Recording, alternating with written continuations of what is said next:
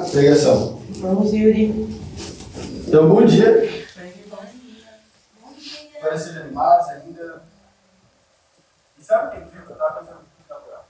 Está 11 dias de distância do culto natural. 11 dias.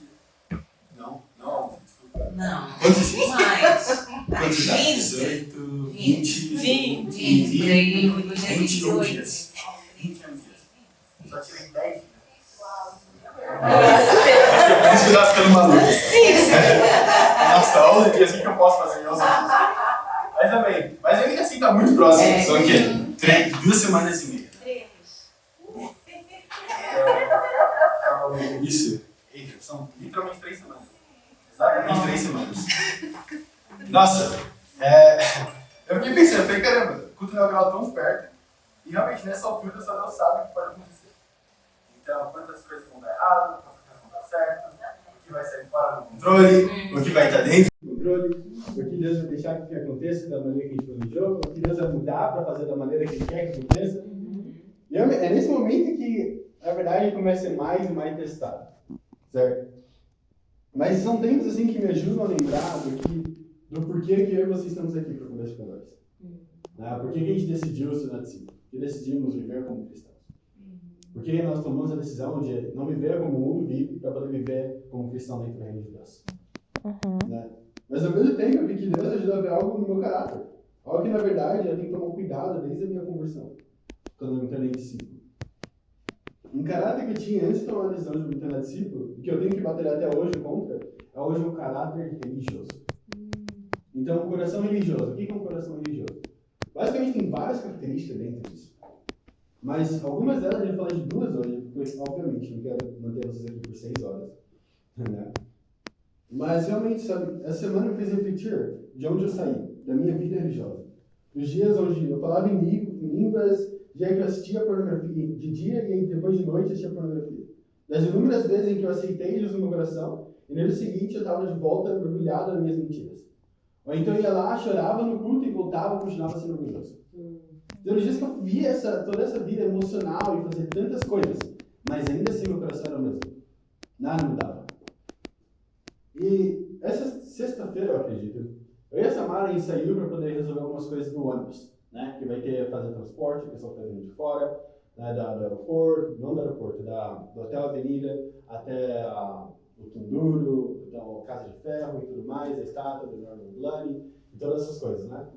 E quando a gente chegou lá, a gente viu uma igreja gigantesca, com paredes brancas, colunas douradas, os nomes eram também, pareciam tipo dourado, também uma igreja, nossa, incrível, muito bonita. Era um monumento realmente maravilhoso, brilhava no meio de tudo isso.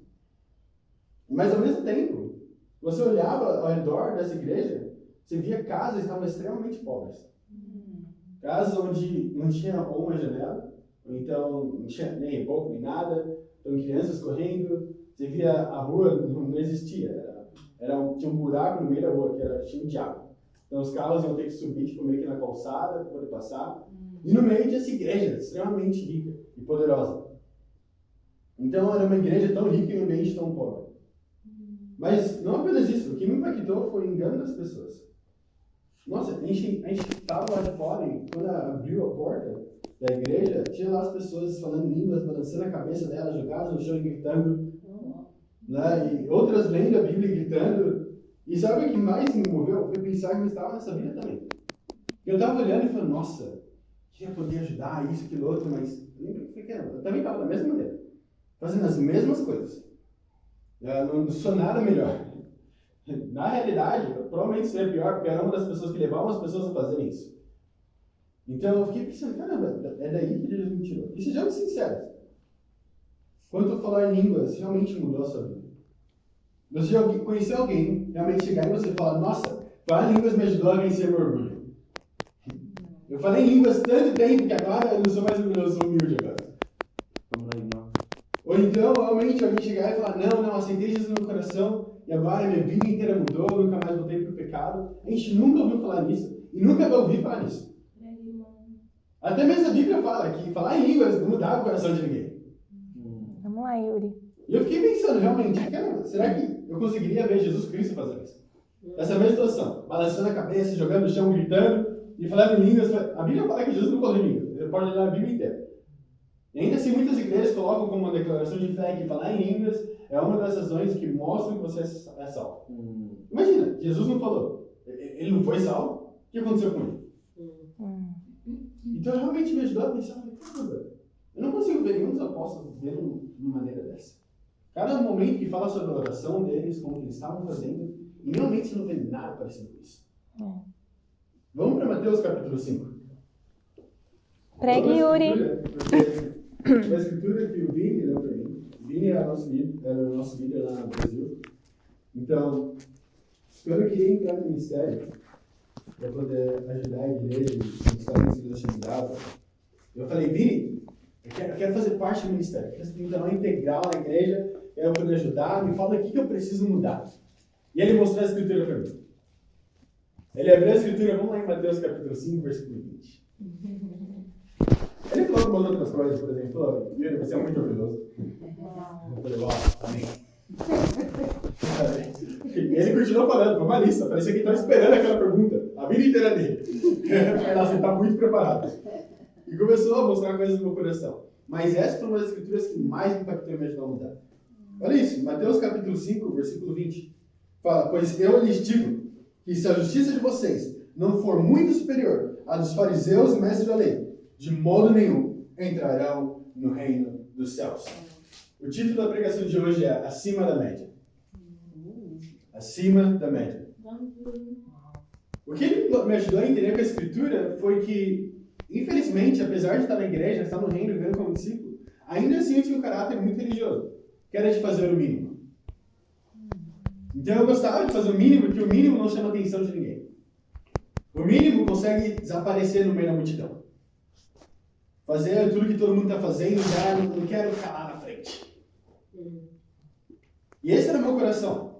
E quando ele mostrou isso, eu falei, nossa, realmente mostrou no meu coração um caráter religioso. Porque é isso que acontece na igreja. A gente vai lá, faz o mínimo, que é ir para a igreja, dar o nosso dízimo, cantar, talvez colocar a mão pro alto um pouco durante o tempo, durante o culto. Depois se abaixa, senta, ouve a pregação, sai da igreja e pronto. Eu fiz o mínimo. E durante a semana você pode viver a vida do jeito que você quiser. Mas como discípulos, nós somos literalmente chamados a viver acima da média. E sabe o que é interessante? Ele fala que se a sua justiça não for muito superior, não é apenas superior, mas muito superior, a dos mestres da lei e fariseus, você não vai entrar no reino dos céus. Mas me leva a pensar, quem que eram os mestres da lei e os fariseus? Eram os líderes religiosos. Ele não estava falando nem mesmo dos religiosos em si, ele estava falando dos líderes religiosos. Ele fala, esse povo que lidera o povo nessa religiosidade toda, se a sua justiça, se o seu relacionamento comigo não for muito superior a do deles, que estão aqui fazendo toda essa loucura, você não pode entrar no reino. E realmente, porque se você olha para o que eles ensinavam sobre tradições e cultura mais do que a palavra de Deus. Então, se você fizer isso, você fica dispensado de ter que obedecer a palavra de Deus.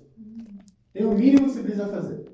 Por exemplo, em Mateus capítulo 15, quando ele fala sobre o Corban, certo? Que o Corban era basicamente a ideia de... Não, o Corban era basicamente a ideia, você dá o dinheiro para a igreja, para os sacerdotes, e aí você não precisa mais honrar seu pai e sua mãe. Então você não precisa mais cuidar deles. Então, naquela época não tinha aposentadoria. Então, se seu pai e sua mãe ficassem velhos, adivinha quem que é a aposentadoria deles? Os filhos. E aí ele fala, não, dá o seu dinheiro para a igreja, e aí você não precisa mais pagar para os seus pais e honrar eles. E por conta disso, eles estavam, na verdade, indo contra a lei que Deus tinha aplicado já para eles. E era isso que eram os ensinamentos deles. Isso é um chamado, não um chamado para o líder da igreja ou para o pastor, muito menos para as pessoas com tal chamado evangelístico. Agora é algo bem famoso, né? Não, eu tenho um chamado evangelístico. Então, o sábado do evangelismo. Meu pai mandou uma mensagem, um flyer da igreja dele, falando sábado do evangelismo. Eles fazem uma vez por mês, eles vão evangelismo. Né? E fala, se você tem um chamado de evangelismo, vem com a gente. Eu falei, caramba, sim, eu tenho um chamado de evangelismo. Mas para onde vai a grande comissão? Vão e façam discípulos de todas as nações. Isso era um chamado para algumas pessoas. Ele não estava falando com a multidão, ele estava falando com todo mundo. Então, realmente, eu estava a pensar e falei, caramba, Na verdade, era um chamado real que tinha sido feito para o mundo inteiro. E é um chamado, é o mesmo chamado que Deus tem e Deus deu para cada um dos discípulos. O primeiro ponto: justos por fora e por dentro. Vamos lá, Yuri. Justos por fora e por dentro. Vamos em Mateus capítulo 23. Vamos em Mateus capítulo 23. Versículo 27.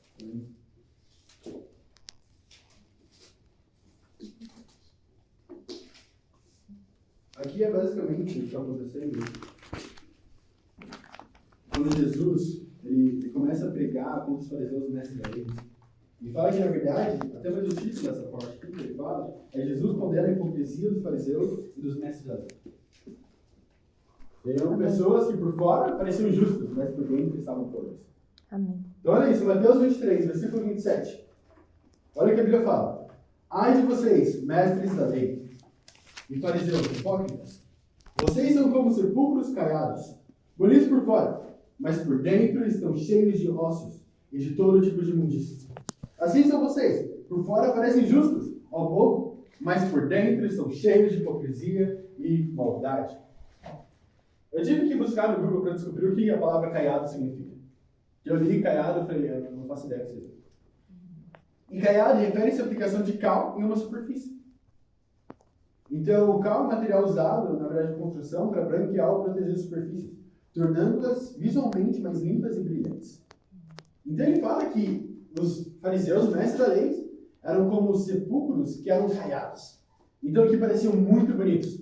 Então, você olhava de fora esse sepulcro e falava, nossa, que incrível! Está super lindo e liso na parte de fora, realmente bem cuidado, mas por dentro estava cheio de ossos e todo tipo de imundícia. E o problema nunca foi parecer bem do lado de fora. Esse não é o problema. O problema não é falar, você não pode parecer que você é um cristão. Não é isso que ele está levantando. O problema foi estar sujo do lado de dentro. Quando Jesus olhou para os fariseus, os mestres da lei, ele compara eles a esse sepulcro, onde tem uma aparência de vida lá de fora, mas por dentro estão cheios de ossos de mortos e de toda imundícia. E sabe o que essa imagem lembra? Exatamente a imagem que eu e a Samara vimos na sexta-feira. Porque quando a gente chegou lá, nessa igreja, lá de fora, realmente, era um sepulcro caiado. Incrível. Com detalhes dourados, parede branca. Uma igreja maravilhosa. Mas quando abriu a porta, era um sepulcro cheio de ossos mortos. Abriu a porta e sabe a imagem que me veio? Você viu quando a gente lê em primeira Reis, quando fala sobre Baal e Elias? A imagem que Elias estava descrevendo do que os profetas de Baal estavam fazendo. Eles estavam gritando, balançando a cabeça, entrando em transe e fazendo todas essas coisas. Era exatamente a mesma imagem que tinha dentro daquela igreja.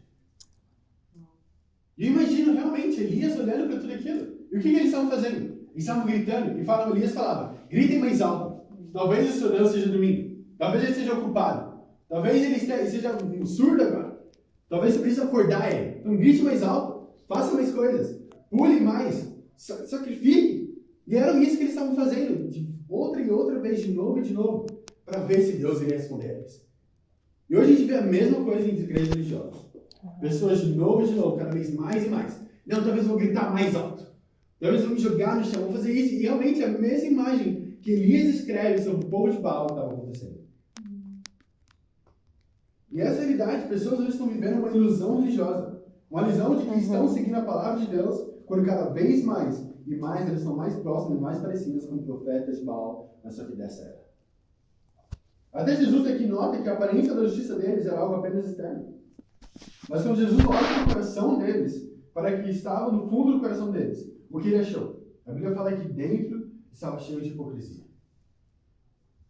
E eu acredito que Deus, sim, Ele quer que as pessoas possam olhar para a sua vida e ver, não, essa pessoa está vivendo como discípulo. Sim. Até mesmo lá de fora.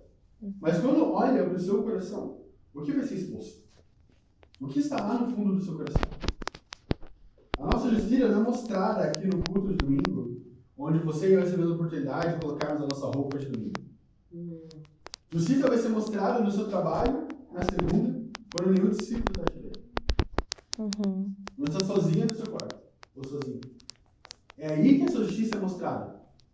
Nesse momento, vai ver realmente o que está no seu coração. Os pensamentos que a gente tem. Pensamentos egoístas, de inveja, de orgulho, amargura, falta de perdão, calúnia. Essas são as coisas que estão dentro, que por fora, infelizmente, não mostram. Eu quero que vocês perguntem, se fosse passar um dia com você, o que nós veríamos você fazer? Se fosse conectar sua mente hoje no telão, seus pensamentos seriam mostrados no telão para todo mundo ver. Durante o dia, o que seria mostrado? Talvez xingando aquela pessoa que cortou no trânsito. Caramba. Ou então inveja quando você vê alguém passando com uma roupa melhor que você. Ou estilo de vida que você quer tanto. Ou então amargura do seu coração, quando um parente que te machucou no passado está tentando falar com você. Falta de perdão, julgamentos. O que passaria na sua mente?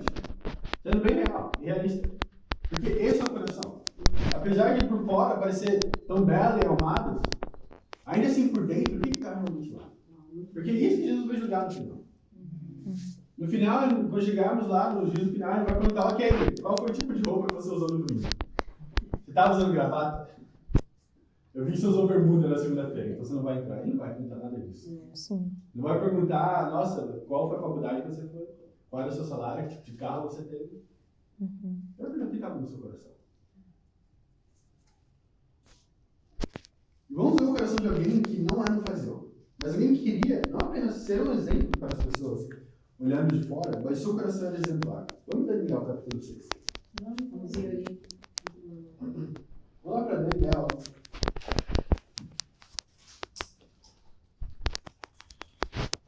Pensamento agora. Mas capítulo 6, no versículo. Vai ler o versículo 10. Então, o que está acontecendo aqui? Vou dar um pouco de contexto. Nabucodonosor, ele manda um decreto falando que todo mundo deveria adorar a estátua que ele fez. E quem não adorasse o nome dele, seria lançado na cova dos leões. Iria morrer, obviamente, que é uma cova de leão. E aí, a maior parte das pessoas, o que faria? Falar, eu não quero ir para a cova do leão, obviamente. Então, eu vou lá adorar, baixar, fazer o que precisar fazer, e voltar para minha casa e continuar vivendo minha vida. E aí, Daniel, quando ele ouve isso, olha a reação dele. A gente vai ler aqui no capítulo 6, a gente vai ler só o versículo 10.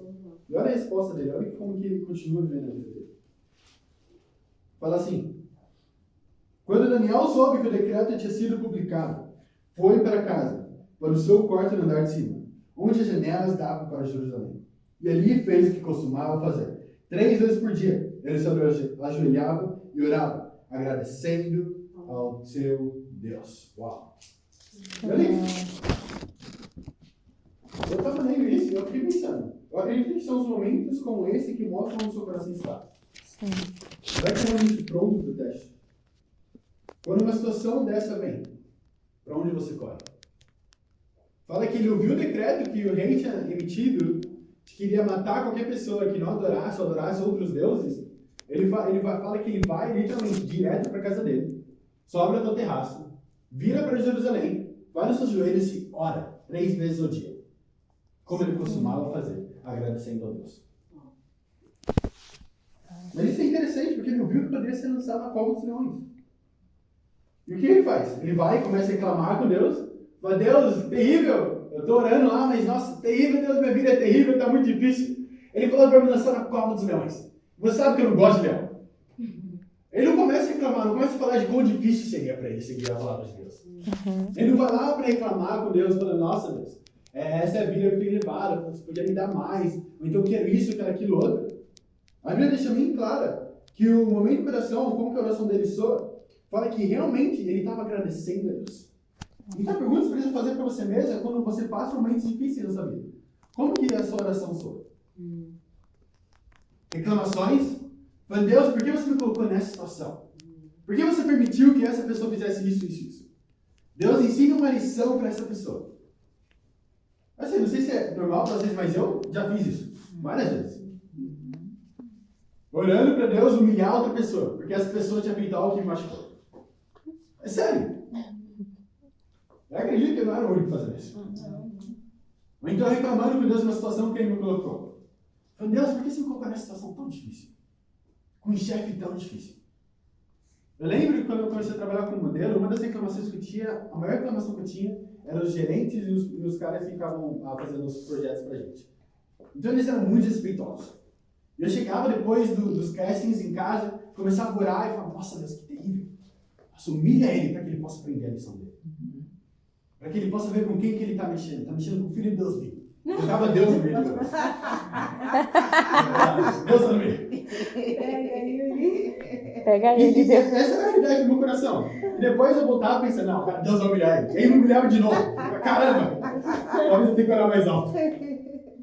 Mas essa é a realidade do meu coração. Eu não ia lá para Deus depois de ver o que era emitido, realmente a aprovação vindo para mim e falar, Deus, muito obrigado. Obrigado que essa é a oportunidade de testar meu coração. Essa é a oportunidade de crescer no meu relacionamento com o Senhor. Essa é a oportunidade que eu ganhei para poder confiar ainda mais. Crescer na minha fé. Levar outras pessoas a ser um exemplo para o mundo inteiro. Essa é a oração de Daniel. Imagina, a vida dele estava nisso. Não era um emprego, não era amigos, não era relacionamentos, era a vida dele. E realmente, eu fiquei pensando, ele estava prestes a lançar a cova dos leões. E o que mais o preocupa? O seu relacionamento com Deus. Não apenas qualquer um podia ver que ele adorava a Deus verdadeiro, não apenas qualquer um podia ver que ele realmente era parte do povo de Deus, como o seu coração também era nítido. Não era algo que era demonstrado apenas lá de fora. Mas se você olhasse dentro do coração de Daniel, você viu o resultado. Mas infelizmente, o mundo não está muito preocupado com a verdade e transparência do coração. Mas sim com o que as pessoas podem ou vão pensar dela. E para ser sincero, esse pode ser o meu coração muitas vezes. Ainda como discípulo. Se eu não tomar cuidado, minha motivação muda da cruz para a minha imagem. Vamos para um exemplo na Bíblia, vamos para 1 Samuel. Capítulo 15. Yuri. De alguém que estava extremamente focado na sua imagem. De alguém justo por fora, mas por dentro estava morto. Apesar das instruções claras, aqui, a gente vai ver que, a gente vai ler 1 Samuel, capítulo 15, a gente vai ler sobre Saul. Então, Saul, ele recebe instruções que deveria destruir completamente os amalequitas, incluindo o seu povo, gado e posses. E o seu rei também. E apesar de instruções claras para Saul, que Samuel tinha dado a ele, ele não obedece totalmente os comandos de Deus.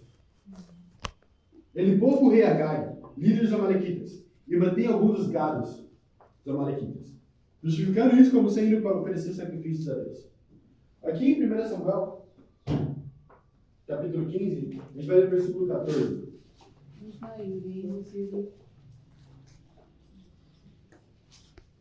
Pega, irmão. Então, no versículo 14 ao versículo 16. Olha o que a Bíblia fala. Samuel, porém, perguntou: então que balido de ovelhas é esse que eu ouço com meus próprios ouvidos? Que mugido de bois é esse que estou ouvindo? Respondeu Saul: os soldados os trouxeram dos amalequitas. Eles pouparam a melhor das ovelhas e dos bois para sacrificarem ao Senhor, o teu Deus. Mas destruímos totalmente os restantes. Samuel disse a Saul: fique quieto, eu lhe direi o que o Senhor me falou essa noite. Respondeu Saul: diz-me. Vamos ver aqui por um instante. Muitas vezes eu li a escritura e fiquei pensando, nossa, como Samuel foi duro com Saul. Por que ele foi tão duro com ele? Mas eu acredito que na realidade Samuel não queria que Saul ficasse no engano por nem mais um segundo. Muitas vezes nós toleramos pessoas ficarem no engano. Nós vemos ela enganada sobre a vida dela com Deus e toleramos isso. Conhece a vida da pessoa já, conhece o coração dela, você vê o que está acontecendo, e ao invés de amar a vida dela e falar, olha, infelizmente esse não é o caminho certo. Realmente parar a pessoa ali mesmo. Porque se realmente céu e inferno existe, se realmente Deus existe e realmente a Bíblia é verdadeira e precisamos viver de acordo com ela, e você vê alguém que não está vivendo de acordo com essa palavra de Deus, e você decide ficar quieto, sabendo que essa pessoa pode ir para o inferno, será que isso é realmente amor? Será que essa é realmente uma demonstração de amor pela vida dela? Ou será que falar a verdade, por mais que doa, é uma demonstração de amor e de carinho? Eu lembro dos meus pais, eles falam que era muito levado. E amém, eu acredito nisso. E eu lembro que eles falam para não colocar a mão no fogo, então na tomada, coisa assim do tipo. E eu odiava isso, porque eu queria mexer, eu queria cozinhar, fazer as coisas. Eu era terrível na cozinha. Mas, então, eles falavam pra eu não fazer nada dessas coisas. E eu fui pensar, nossa, eles são meus inimigos. Meu pai e minha mãe são contra mim.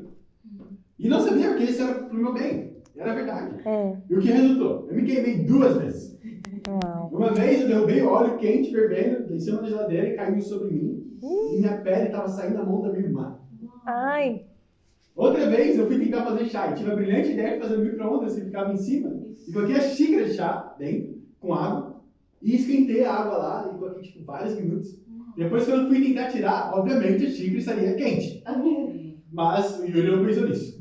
Então eu fui pegar e estava muito quente, eu soltei. E aí a água caiu na minha testa. E por pouco não tinha caído no meu olho. E aí depois, olha que loucura. Tinha ficado tipo uma pelinha, como é que fala? Balançando aqui. Né? E eu não conseguia ver. E eu cheguei, meu irmão estava jogando PlayStation 2 na sala, sabe? Cheguei pra ele, Guilherme, tem alguma coisa no rosto? Ele falou, não tem nada não.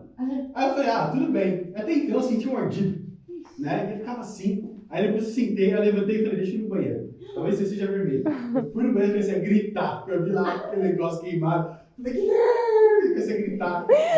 Vai sair tempo. Aí a Dizia pegou, me levou pra minha mãe, depois ele foi lá e me arrumaram. Mas por que eles falavam isso? Eles não eram meu inimigo. Eu estava tentando me salvar dessas 2 coisas que aconteceram comigo. Uau. Mas se eu tivesse decidido de ouvir eles e ficar distante do fogo, ficar distante dessas coisas que iriam me machucar, que poderiam ter tirado minha visão, minha vida, eu poderia ter me poupado de muita coisa. Realmente, eu olho pra trás e eu penso, nossa, se eu tivesse ouvido cada coisa que meu pai e minha mãe falaram, onde eu estaria hoje? Talvez estaria na NASA. Não sei. Quantas vezes eu falava pra me estudar, eu falei, não quero estudar. Mas é verdade, certo? Da mesma forma, Deus, Ele fala pra gente fazer desafios e cumprir eles. Desafia nosso coração, por quê? Porque Ele tem um bem maior no coração dele. Ele quer que a gente prospere e cresça com Ele. Não é porque Ele quer controlar a sua vida, não é porque Ele é seu inimigo, é porque Ele realmente quer mudar a sua vida. Ele sabe pelo que está por vir. Ele sabe o que vai acontecer um dia. Ele sabe que vai ter um julgamento. E Ele não quer que você morra e vá para o inferno. Essa é a realidade. Agora, ele foi confrontado sobre o pecado dele, Saul. E realmente, é difícil. Ele foi confrontado sobre o que ele tinha feito. E Samuel continua confrontando ele. Olha, você não matou todos os bois. Você não matou o rei. Você não cumpriu conforme a Deus tinha mandado você cumprir a lei. Então Deus vai te negar como rei. Mas olha a reação de Saul. Porque muitas vezes a gente pensaria que, nossa, talvez agora ele vai entender. Porque agora já foi pego no pulo. Né? Todo mundo sabe o que ele estava fazendo de errado. Então, certamente, ele pode se arrepender e voltar, né? A poder realmente seguir a palavra de Deus. Olha no versículo 24, aí no capítulo 15. Do 24 ao 30, olha o que a Bíblia fala. Pequei, disse Saul, violei a ordem do Senhor e as instruções que tu me deste. Tive medo dos soldados e os atendi. Agora eu te imploro, perdoa o meu pecado e volta comigo, para que eu adore o Senhor. Samuel, contudo, lhe disse, não voltarei com você. Você rejeitou a palavra do Senhor, e o Senhor rejeitou como rei de Israel. Quando Samuel se virou para sair, Saul agarrou-se à barra do manto dele, e o manto se rasgou. E Samuel lhe disse, o Senhor rasgou de você hoje o reino de Israel, e entregou a alguém que é melhor do que você. Daquele que é a glória de Israel. Não mente nem se arrepende, pois não é homem para se arrepender. Saul repetiu, pequei, agora honra-me perante as autoridades do meu povo e perante Israel. Volta comigo, para que eu possa adorar o Senhor, o teu Deus. Uau. Saul, ele desobedece ao Senhor. Ele desobedece a Deus. E o rei de Israel foi tirado dele. E o mais incrível aqui da Escritura é que fala que foi dado alguém melhor do que ele. Sempre quando eu li a Escritura, eu pensava que ele estava referindo a Davi. Certo? Que alguém melhor do que Saul, que viria, que alguém segundo o coração de Deus. Então, certamente, essa pessoa é Davi. Mas se você continua lendo ali o que ele fala, presta atenção, não era Davi de quem ele estava se referindo. Ele fala que vai ser para alguém que não mente, não se arrepende, que não é homem para se arrepender. Davi era um homem. Ele mentiu, ele teve que se arrepender, ele matou Urias, que era seu guarda oficial. Então, certamente, não era Davi. Então, quem era? Era Jesus Cristo. Era Deus. O que acontece, como que Saul vira rei, é que o povo inteiro começa a clamar, nós queremos um rei, porque todas as outras nações ao nosso redor têm um rei. E aí dá um rei para eles, um homem. E aí, agora, ao invés de Deus reinar, agora a última palavra, na verdade, é do rei. Não mais os sacerdotes de Deus. E aí o que acontece com tudo isso é que agora eles não são mais reinados realmente por Deus, mas reinados por alguém que tinha sido colocado pelo povo. E aí ele fala, ok, eu vou tirar o reino de você. Eu vou dar de volta as minhas mãos. O reino eu vou dar de volta ao meu reinado. Eu vou voltar a liderar o povo de Deus. E quem vai realmente liderar o povo de Deus é alguém segundo o meu coração. Quem entende realmente o que significa para mim. Vamos lá, Essa é Yuri. uma forma simbólica para demonstrar que o reinado potencial ia voltar para Deus. Mas o que Saul faz? Ele começa a dar desculpas para Samuel. Ele implora que Samuel volte com ele e honre ele na frente dos líderes religiosos e do povo de Deus.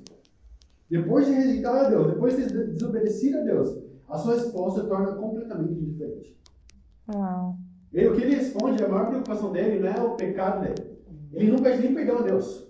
Ele nem fala, pequei contra o Senhor. Ele fala, pequei contra ti, Samuel, por favor, me perdoa. Ele pede perdão a Samuel. Não a Deus. Ele pensa que o maior problema é entre eu e Samuel, nosso relacionamento.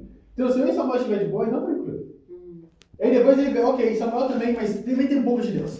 Então, Samuel, vem comigo e me levanta e me honra na frente dos líderes e do povo de Israel. Eu quero que eles vejam que você ainda está comigo. E eu posso adorar o Senhor, o teu Deus. No começo da vida de Saul, ele sempre levanta Deus como Deus dele e o Deus do povo de Israel. Agora que ele está desobedecendo, não tem mais o coração realmente estar com Deus. O que muda é que agora ele vê Deus como Deus de Samuel. Não é mais o Deus de Saul. Não é mais o meu Deus. Vamos ver agora, vamos em 2 Samuel, ver o oposto disso. Vamos ver alguém que era justo, por dentro e por fora. Vamos lá, Yuri. Alguém que não estava apenas tentando parecer justo, mas seu coração estava no lugar certo também. Então, para dar um pouco de contexto para vocês, o que está acontecendo aqui é, depois de Saul pecar com Batseba, o que acontece é que ele mata Urias, e aí Natan, o profeta, vai falar com Davi. É interessante, porque Natan, tipo, no Brasil a gente fala arapuca. A gente fala uma armadilha. Então a gente fala, ele amou uma arapuca, uma armadilha para Davi, para ele cair nessa armadilha para que ele entenda o pecado dele. E Natan chega lá falando em parábolas com Davi, para ver se ele entenderia o pecado dele. Olha, e a parábola que ele fala um exemplo de um homem rico que tem várias ovelhas. E vê um homem pobre que tem apenas uma e considera ela como parte da família. Ele fala que esse homem rico vai e toma essa ovelha e mata ela para sacrificar ela a Deus. E aí Davi responde a essa história dessa maneira. Porque Natan apresenta como se fosse um momento real que aconteceu dentro do reino. Vamos ver a resposta de Davi, depois de falar isso. Vamos ver em 2 Samuel 12, versículo 5. Vamos lá, Yuri. No versículo 5 ou 8, olha que Davi fala. Então Davi encheu-se de ira contra o homem e disse a Natan, juro pelo nome do Senhor, que o homem que fez isso merece a morte. Deverá pagar 4 vezes o preço da cordeira, porquanto agiu sem misericórdia. Você é esse homem, disse Natan a Davi.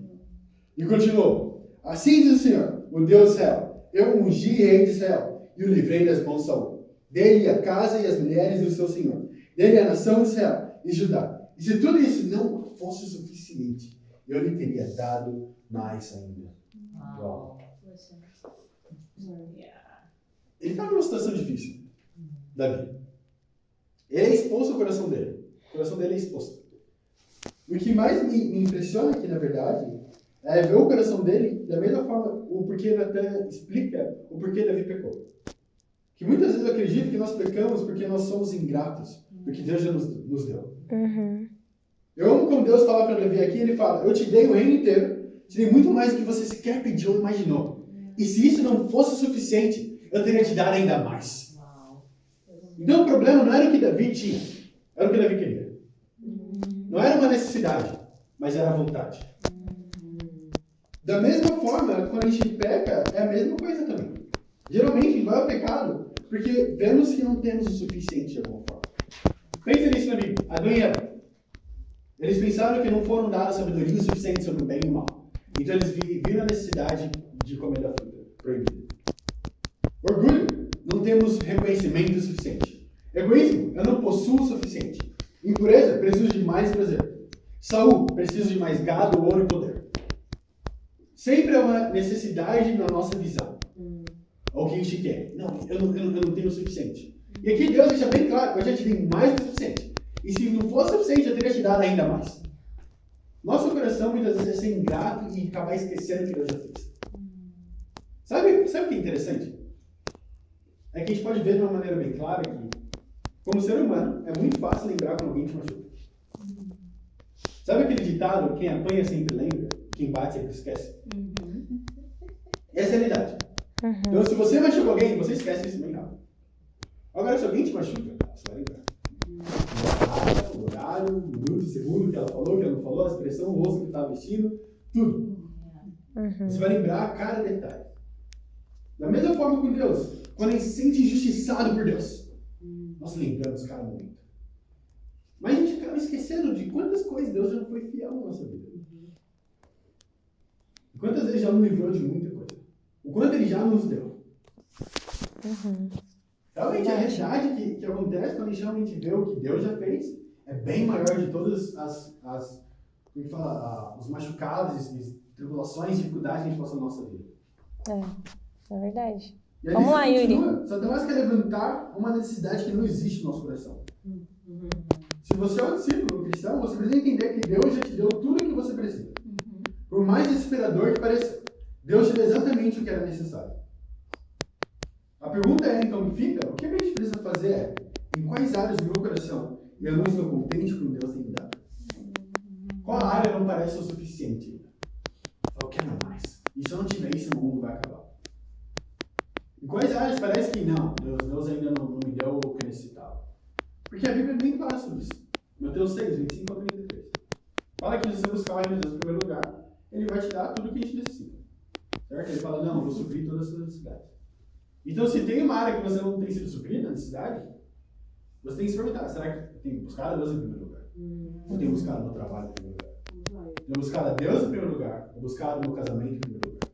Buscado a Deus em primeiro lugar, ou minha família, amigos, meu dinheiro, carreira em primeiro lugar? O que tem sido meu primeiro lugar, minha prioridade na vida? Seja sincero sobre isso. Sabe? Eu vi durante muito tempo com um caráter religioso querendo pensar que, porque eu vou para a igreja todo domingo e eu faço isso, eu posto coisas no stories, eu falo de Deus para as pessoas e não falo palavrão. Então, com certeza, Deus é minha prioridade. Eu oro durante 2 minutinhos toda manhã e 2 minutos antes de dormir também. Eu vejo o versículo do dia e posto ele nos meus stories do WhatsApp ou no grupo da família.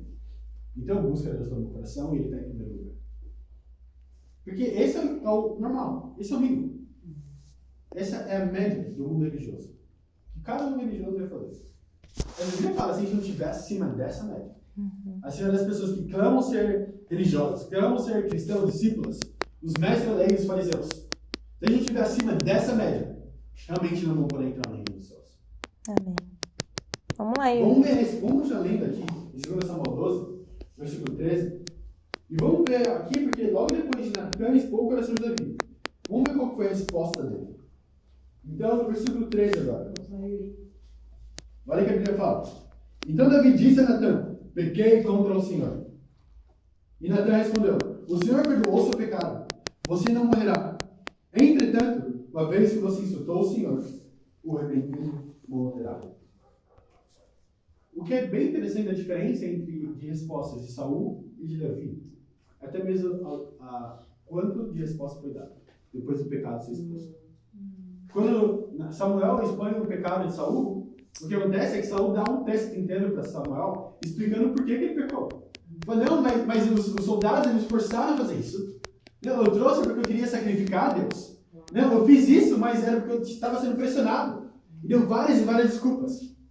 Agora, quando Davi ouve e Natan repreende Davi fala, eu pequei contra o Senhor. E para ali. Não fala mais nada. Ele não tenta se defender, não tenta explicar e justificar o seu próprio pecado, ele apenas aceita e admite que esse é o meu pecado. Eu pequei, eu estou errado, eu preciso mudar. E Natan fala, Deus te perdoa. Isso é incrível. Porque também não precisou ele se jogar no chão, balançar a cabeça que nem louco, ficar girando no chão, falar em línguas, gritar, queimar, matar um cordeiro, fazer tudo. Não. Deus perdoa. Você reconheceu o seu pecado. Você entende o que você fez. Mas ainda assim vai ter consequências esse pecado. Querendo ou não. Vai ter consequências sempre vai estar lá. Mas você não vai precisar mais pagar por esse pecado pela eternidade. E quando o pecado é apontado no seu coração, você precisa perguntar, qual a sua reação? Quando você chega no templo, ou então falando com pessoas que apontam o pecado especificamente no seu coração, qual a sua reação? Todo mundo, no mundo inteiro, tem aquela área do coração que se alguém tocar, essa pessoa vira um leão.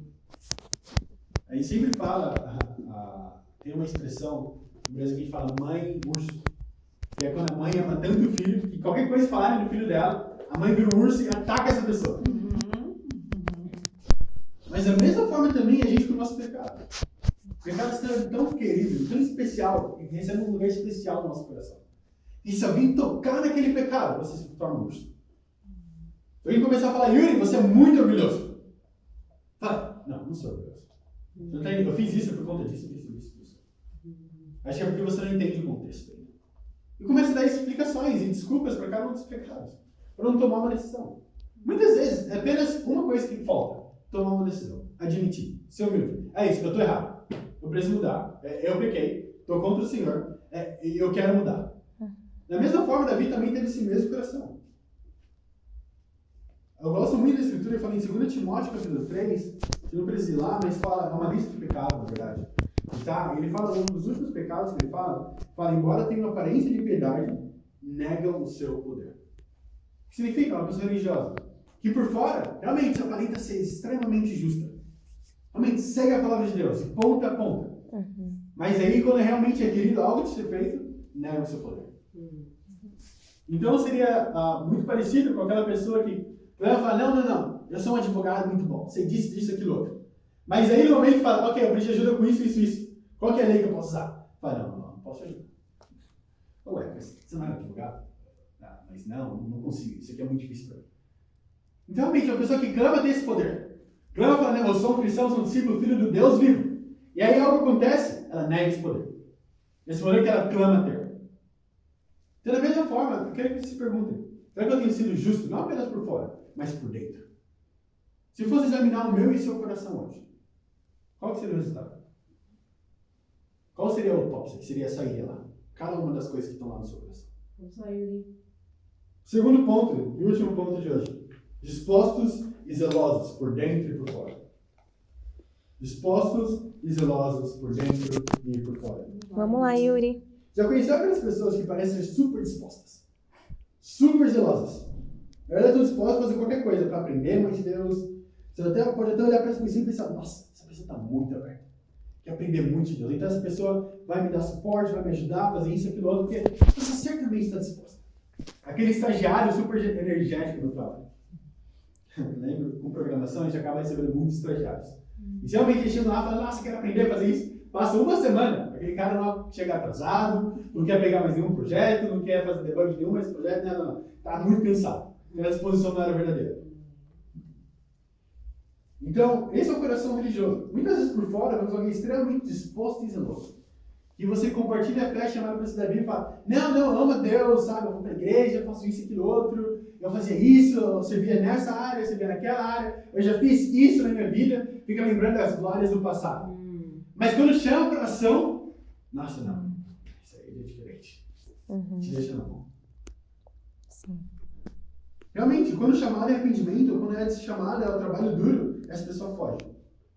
Você que essa era a minha realidade. Odiava evangelizar, odiava dar comida aos pobres, mas pregava sobre isso, incentivava as pessoas. Falava, não, gente, vamos lá pregar a palavra de Deus. Vamos sair, vamos evangelizar, vamos fazer isso, aquilo, outro. Vamos lá na favela e dar comida aos pobres, ajudar os menos favorecidos. Aí chegava no dia de fazer isso, eu pegava o celular e falava, tem uma ligação, vocês podem ir na frente, eu vou chegar até vocês. E ficava naquela ligação imaginária, falando com ninguém no telefone. E ficava lá até eles saírem de vista. Depois eu saía e falava, não, eu encontrei essa pessoa, foi incrível, Deus me moveu. Quando o assunto era trabalhar duro, desaparecia. Mas por fora, não, nossa, ele está liderando a gente. Chama a gente para dar mais, fazer acontecer, ele quer trabalhar duro também, então vamos seguir a liderança dele. Esse era o coração religioso, que não estava disposto e zeloso pela palavra de Deus. Vamos lá, Yuri. Pregue, Vamos para irmão. Mateus 23. Mateus 23. Voltar para o Novo Testamento. Pregue, irmão.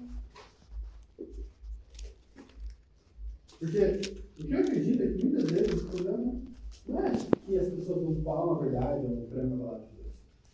Eu acho que muitas vezes tem muita verdade para pregar. O problema é que pregar apenas não vai mudar a vida de ninguém. Como a Bíblia fala, Verdade. nos lembra, literalmente é para poder atentar a nossa vida e a nossa doutrina. Não apenas o que nós pregamos, mas o que nós vivemos. Sim. Então olha isso, então Mateus 23, ele vai ler o versículo 1 ao 4. Vamos lá. Que é aquele capítulo que a gente leu antes, mas vamos ler um pouquinho antes dele. A Bíblia fala assim no versículo 1. Então Jesus disse à multidão e aos seus discípulos: os mestres da lei e os fariseus se assentam na cadeira de Moisés. Obedeçam-lhes e façam tudo o que eles lhes dizem, mas não façam o que eles fazem, pois não praticam o que pregam. Eles atam fardos pesados e colocam sobre os ombros dos homens, mas eles mesmos não estão dispostos a levantar um só dedo para movê-los. Cara, a escritura me ajuda a ver que a verdade do meu coração sempre vai ser exposta pelos meus atos, mais do que pelas minhas palavras. Em Atos, a Bíblia fala que prove o seu arrependimento pelos seus atos. O que significa? Começar a chorar vai mostrar que você se arrependeu. Gritar alto, então falar mais sobre a mostrar que você se arrependeu? Não.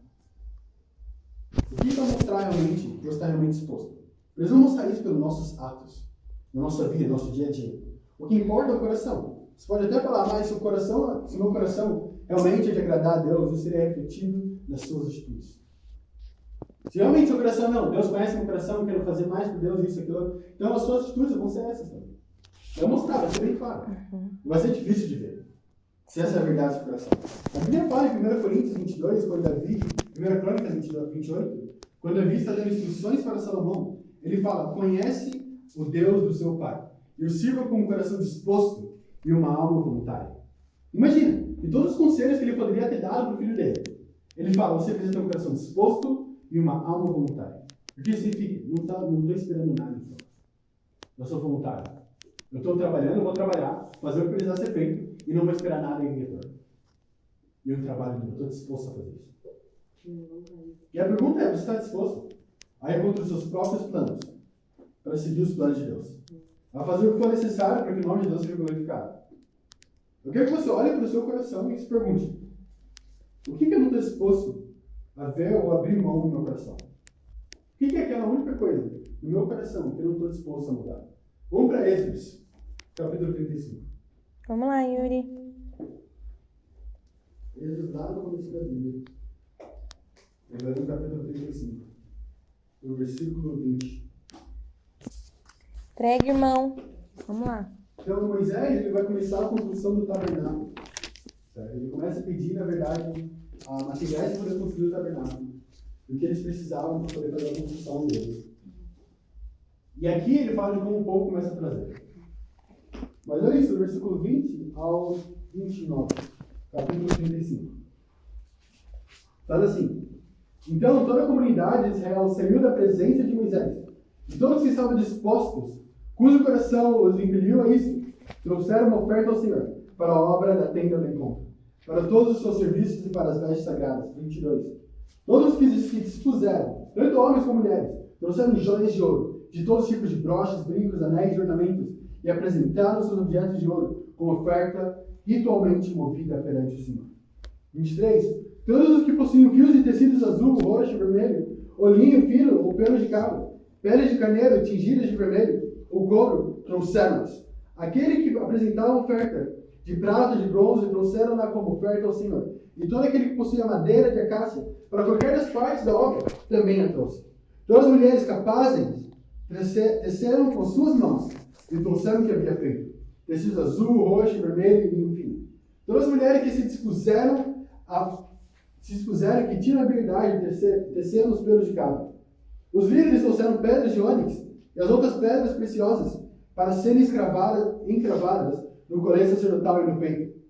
Trouxeram também especiarias e azeite de oliva para a iluminação, para o óleo da unção e para o incenso aromático.